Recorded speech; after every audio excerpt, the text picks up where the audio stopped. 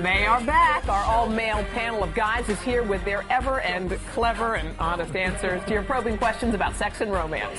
First up, we have actor and comedian Rick Younger, whose CD, Come On Now, is making people laugh. Rick is married with one son.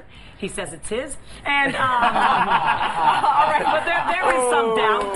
Wow. I'm bringing him next time. Up next, we have the very funny Chuck Nice, who can be seen every week on True TV's World's Dumbest. Yes. He's been married with children for 12 years, allegedly. All right, go on.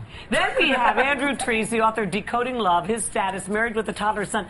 I don't know why we're not putting up his newest book, which is filthy. I loved it. Yes. It's called Club Rules. That's right. Yes. Frank took it from me. He grabbed it from you? Oh, my gosh. It's about golf and everything else. All right. Last but not least, filling in for our beloved Curtis Stone today is another Aussie, actor Alex O'Loughlin, who's co-starring with Jennifer Lopez in the new movie, The Backup Plan. Yes. We have movie stars. I tell you, we are so hot. All right, let's go straight to Miss Sarah Haynes for our first question from a lady.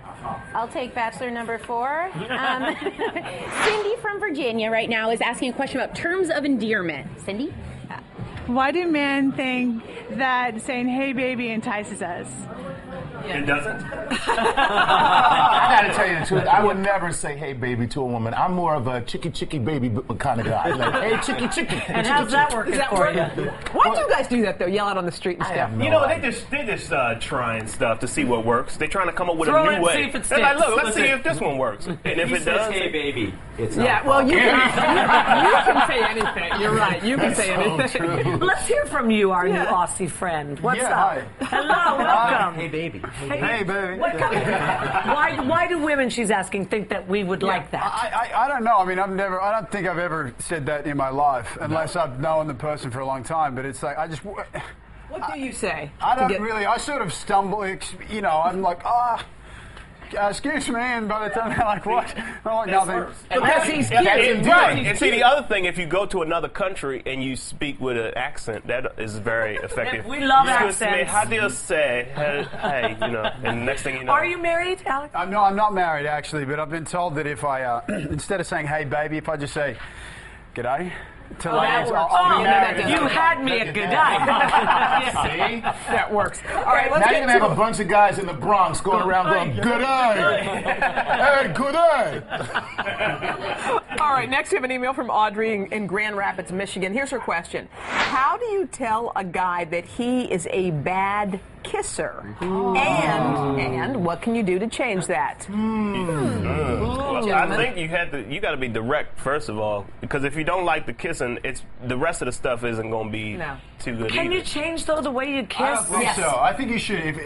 You had a great point before. Research actually shows that men like deeper, wetter kisses than women do. So this is not an uncommon problem. That's not the point I'm I'm making. glad he got the fact that he got to say deeper and wetter on national But television. I think, sorry, Mom. According to your book club rules, you're right.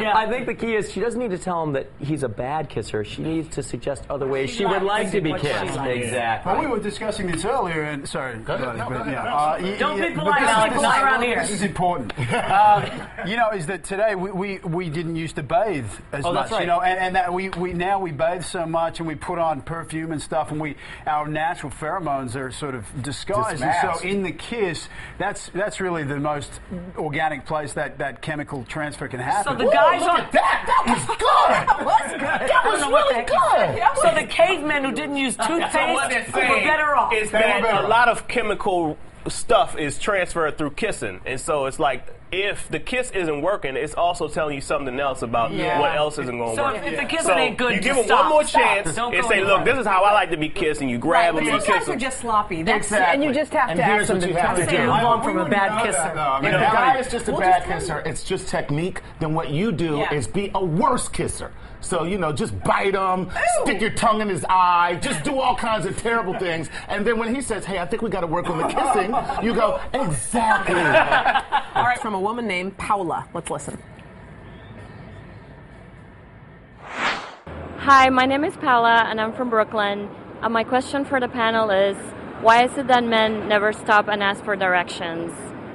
I've been with my husband for 8 years, and every time we get in the car and drive, even if we're lost, he will not stop and ask for directions. What's your problem with That seems to be the age-old question. I think her husband is stupid. Do you ever consider that it's not men, that maybe you married a dummy? You ever consider? I'm joking. Or she could just get him a GPS. That seems to be the easiest solution. One sociologist has said that men view conversations as more hierarchical, so you're either moving up or down in the conversation, and with directions, asking directions, you're obviously moving down in the conversation, so a lot of men resist that because they don't want to lower their status. Also a woman's voice, a female voice telling you what to do. And that's the thing is, I mean, well, the other thing is that because we know where we're going. We just don't know. None of us have ever been lost. Ever. And another thing, you don't know where that guy grew up. In the neighborhood I grew up in, you ask a guy direction, he's leading you down to a place to get robbed by the next guy who's his partner. All right, we're going to head across to the MSNBCdigital.com cafe and Sarah Haynes. Hi, I'm with Amy from West Virginia, and she's got a question about men and their toys. Why do men feel that they have to buy big, expensive toys like speedboats and fancy cars? Who's buying speedboats? Speedboats, man. She married a rich guy. I want to hang out with her husband. Why do men have to buy Lear jets and stuff like that? Jeez. But honestly, men's toys, as far as I'm concerned, is women's shoes.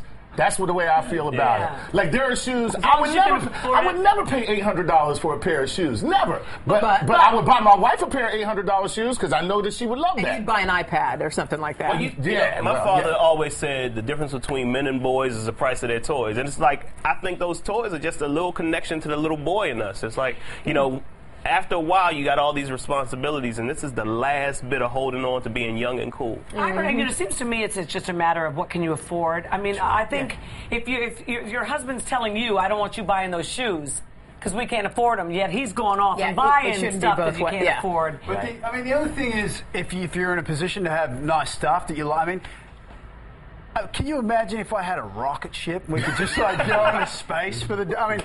It's like you'd have a lot of company. I'd have a lot of company, you know. I mean, I think the other thing is people like. I mean, it's a reward as well, especially when men get into relationships and get married and have kids. I mean, a lot of men feel stifled by that. I'm not married, but I know a lot of men who are. Do you ever want to be married? Do I want to be married? Yeah.